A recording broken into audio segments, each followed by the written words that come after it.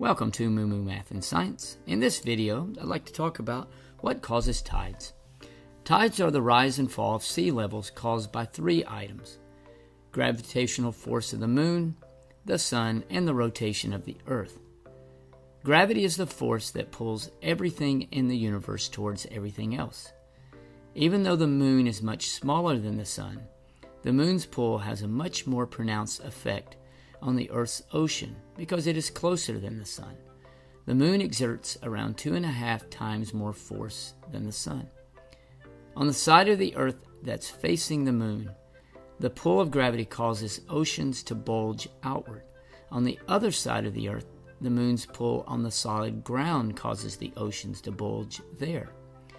The Earth rotates on its axis, so this bulge is constantly changing location.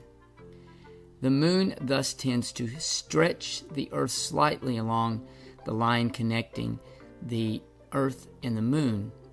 The solid Earth deforms a bit, but the ocean water, being fluid, is free to move much more in response to the tidal force. Where the bulge is bigger, it's high tide. Where the water doesn't bulge, it's low tide. In this picture, you can see the difference between high and low tide. The moon's orbit around the Earth also causes tidal changes. Most places get 2 high tides and 2 low tides each day.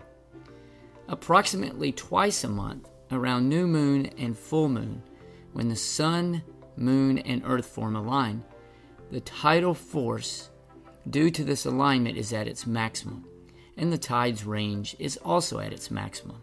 This is called spring tide.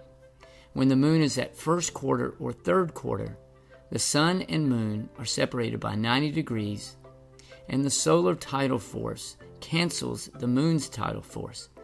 At these points in the lunar cycle, the tide's range is at its minimum.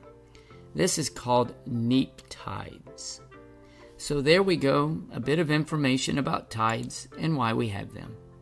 Thanks for watching, and Moo Moo Math uploads a new math and science video every day. Please subscribe and share.